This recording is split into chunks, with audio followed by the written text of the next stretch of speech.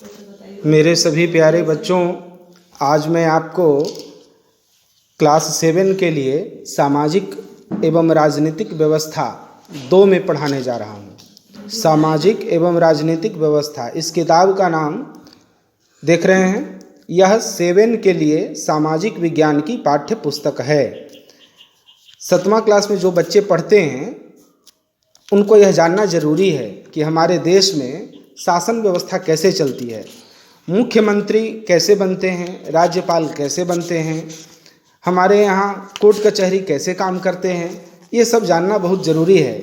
इसके लिए आपको पढ़ना है 8 चैप्टर्स। पहला चैप्टर का नाम है लोकतंत्र।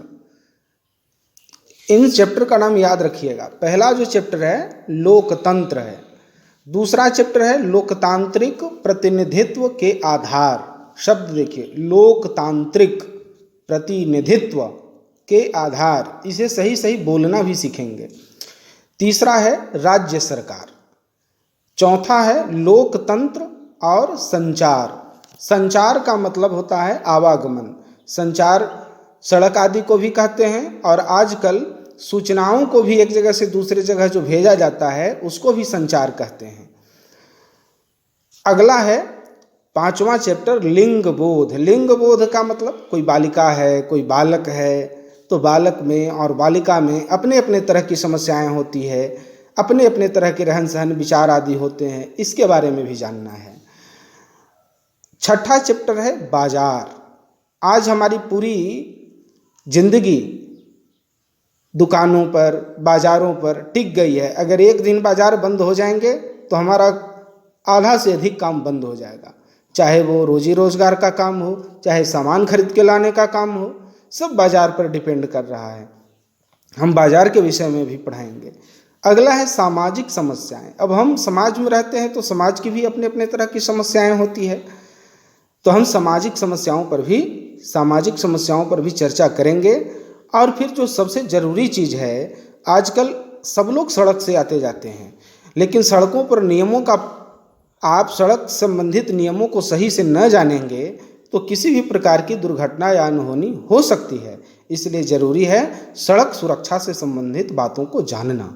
तो बच्चे, हम 8 चैप्टर पढ़ाएंगे। लोकतंत्र, लोकतांत्रिक प्रतिनिधित्व के आधार, राज्य सरकार, लोकतंत्र और संचार, लिंग बोध, बाजार, सामाजिक समस्याएं एवं सड़क सुरक्षा। इन 8 को याद कर लीजिए। 1 लोकतंत्र, 2 लोकतांत्रिक प्रतिनिधित्व के आधार, 3 राज्य सरकार, 4 लोकतंत्र और संचार, 5 लिंग बोध, 6 बाजार, 7 सामाजिक समस्याएं, 8 सड़क सुरक्षा। अब आप क्या करें, आप अपने अगल बगल में अपने ही क्लास में पढ़ने वाले 2 मित्र 2 मीटर की दूरी पर बैठ जाएं। एक मित्र एक बोलेंगे, दूसरा उसका उत्तर देंगे लोकतंत्र, फिर बोलेंगे 2 तो दूसरे चैप्टर का नाम। ऐसे करके आप लोग सभी चैप्टर्स के पहले नाम याद कर लें, क्योंकि यह ज़रूरी है कि हमें पढ़ना क्या है, यह मेरे दिमाग में बात पूरी तरह से आ जाए। अब इसके बाद हम अपना पढ़ाई शुरू करें। आपको इससे पहले मैं यह आवश्यक समझता हूँ कि आप भारत के नागरिक हैं। एक नागरिक होने के चलते आपका क्या क्या कर्तव्य है, हमारे संविधान में यह दिया हुआ है, पहले इसको जान लें और इसको ज़रूर याद कर लें। तब हम पढ़ाने के लिए, किताब में पढ़ाने के लिए प्रवेश करेंगे। सबसे पहले देखिए, यहाँ लिखा है भारत का संविधान। हम संविधान शब्द के पहले भी आप लोग को पढ़ाए थे कि संविधान का मतलब होता है नियमों का संग्रह। देश को चलाने के लिए नियमों और कानूनों का जो संग्रह है उसी को संविधान कहते हैं। तो यह किताब के रूप में है, भारत के संविधान। जिस तरह से आपकी किताब में 8 चैप्टर है ना, उसी प्रकार भारत के संविधान जो किताब है इसमें 22 चैप्टर है। कितने चैप्टर्स हैं? 22 चैप्टर। अब इसमें देखिए लिखा है भाग 4 क। इसका मतलब ये हुआ कि 4था चैप्टर में नागरिकों के मूल कर्तव्य हैं। कौन से चैप्टर में? 4था, 4 क, यानी 4था चैप्टर के क यूनिट में नागरिकों का मूल कर्तव्य है। अब देखिए, आप जब अपने किताब को पढ़ते हैं खोल करके तो 1 पेज 2 पेज 3 पेज ऐसे रहता है और उसमें पैराग्राफ रहता है 1 2 3। ठीक उसी प्रकार हमारे संविधान में जो नियम हैं, नियमों की संख्या दी हुई है जिसको हम अनुच्छेद कहते हैं। संविधान में जो नियमों की संख्या है उस संख्यांक को ही क्या कहते हैं? अनुच्छेद कहते हैं। तो अगर हम 1 2 3 ऐसे करके 51वां नियम पर पहुंचेंगे तो उसी को अनुच्छेद 51 कहेंगे।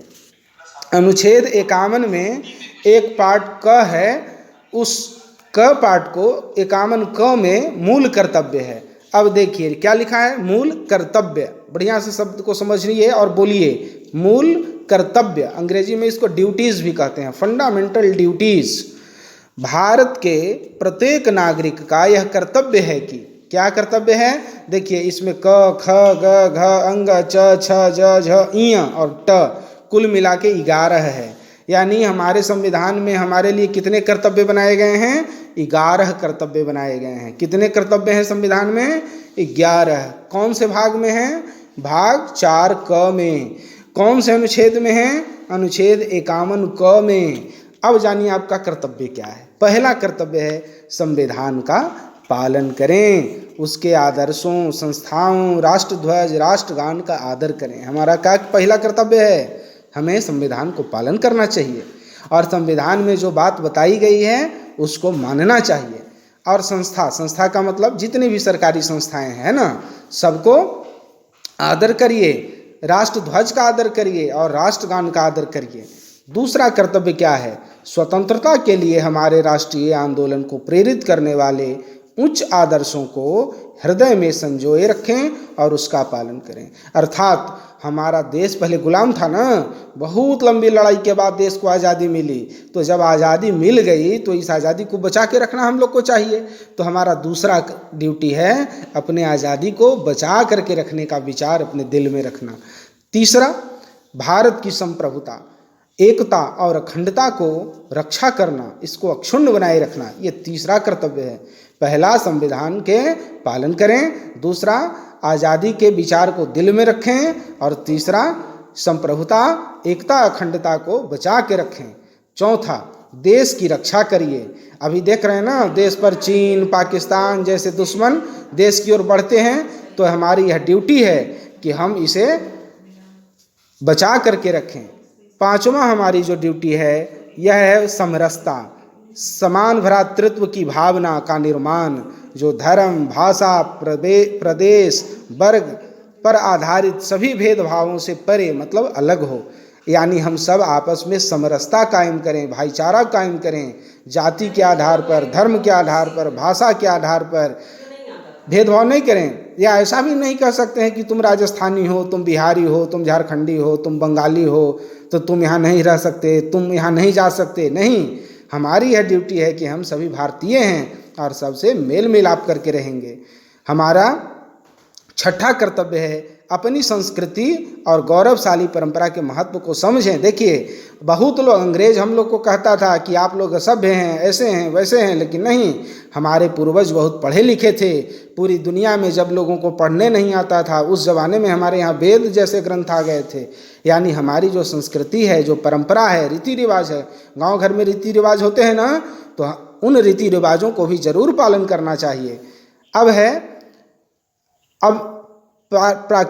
अगला 7वां, प्राकृतिक पर्यावरण की, जिनके अंतर्गत वन, झील, नदी, वन्य जीव, इनकी रक्षा करें। पर्यावरण को जरूर बचाएं, क्योंकि पेड़ पौधे जब तक जीवित हैं तभी तक हम जीवित हैं। पेड़ पौधे मर जाएंगे, ऑक्सीजन बंद हो जाएगा तो हम भी मर जाएंगे। तो पेड़ पौधे, अब पेड़ पौधे पर रहने वाले और भी जीव हैं, जो शाकाहारी हो, मांसाहारी हो, सबको बचाना ये हमारा कर्तव्य है। अगला, वैज्ञानिक दृष्टिकोण, मानववाद और ज्ञान अर्जन तथा सुधार की भावना का विकास करें। वैज्ञानिक दृष्टिकोण का मतलब देखिए, आज भी गांव में भूत प्रेत, डाइन कमाइन, इस तरह की बहुत सारे बात लेकर के, खासकर माताओं के साथ, बहनों के साथ बहुत भेदभाव होता है, उनके साथ अत्याचार होता है। ये सारी बातें गलत है। हम सत्य क्या है इसको जानें, वैज्ञानिक दृष्टिकोण का विकास करें। अगला, हमारा जो 9वां कर्तव्य है यह है सार्वजनिक संपत्ति को सुरक्षित रखना और हिंसा से दूर रहना। कुछ लोग क्या करते हैं, कुछ लोग उनको जब भड़का देते हैं तो वो रेलवे स्टेशन पर जाके, बैंक में जाके या कोई भी सरकारी संपत्ति को तोड़ फोड़ शुरू कर देते हैं, जलाना शुरू कर देते हैं। मालूम है ये आप ही की न संपत्ति है, आप ही न रेल से यात्रा करते हैं, आप ही न बैंक में अपना काम आसानी से कर लेते हैं, आप ही की चिट्ठी न पोस्ट ऑफिस लाती ले जाती है। इसलिए सारी सरकारी चीज़ों को बचाइए। अब है 10वां, व्यक्तिगत और सामूहिक गतिविधियों के सभी क्षेत्रों में उत्कर्ष करना। अब क्या है कि हम व्यक्तिगत स्तर पर भी और सब मिल करके भी यह कोशिश करें कि अपने देश को समृद्ध बनाने के लिए, ऊंचा ले जाने के लिए हम लोग मिलजुल के काम करें। और सबसे अंतिम ये है आपके माता पिता के लिए, उनका कर्तव्य बनता है कि 6 से 14 साल तक के जितने बच्चे हैं उन सभी को शिक्षा का अवसर प्रदान करें। यानी माता पिता उनको स्कूल भेजें, उनको पढ़ाएं, पढ़ाने में उनको खूब अवसर दें, किसी भी प्रकार के पढ़ाई छोड़ा करके काम में न लगाएं, यह उनकी जिम्मेवारी है। इस प्रकार हमारे 11 कर्तव्य हैं संविधान में। अब इससे प्रश्न हम 4-5 पूछ रहे हैं। पहला प्रश्न है हमारा संविधान के किस भाग में मौलिक कर्तव्य है, इसका आप लोग उत्तर दें। दूसरा प्रश्न है हमारे संविधान के किस अनुच्छेद में मौलिक कर्तव्य है। तीसरा प्रश्न है कुल मौलिक कर्तव्य कितने हैं। चौथा हमारा जो प्रश्न है यह है कि हमारा पहला मौलिक कर्तव्य क्या है। और 5वां और अंतिम प्रश्न है कि हमारी संप्रभुता, एकता और अखंडता की रक्षा करने का जो कर्तव्य है यह क, ख, ग या घ कौन सा कर्तव्य है। धन्यवाद। आप इस वीडियो को पढ़ें, अपने मित्रों को भी बताएं, समझाएं। अब दूसरे वीडियो में हम फिर आपको पहला पाठ लोकतंत्र के विषय में पढ़ाएंगे। धन्यवाद। यह मैं YouTube चैनल पर बना रहा हूं, आप हमारे YouTube चैनल को भी सब्सक्राइब कर लेंगे ताकि हम जो वीडियो बनाएंगे वह तुरंत आपके पास पहुंच जाए। एवं अपने मित्रों को भी सब्सक्राइब करने के लिए ज़रूर कहेंगे। जब आप लाल लिखा हुआ को सब्सक्राइब करेंगे तो बगल में घंटी का निशान होगा, उसको भी ज़रूर छुएंगे। इस प्रकार सारे नोटिफिकेशंस आपके पास पहुंच जाएंगे। धन्यवाद।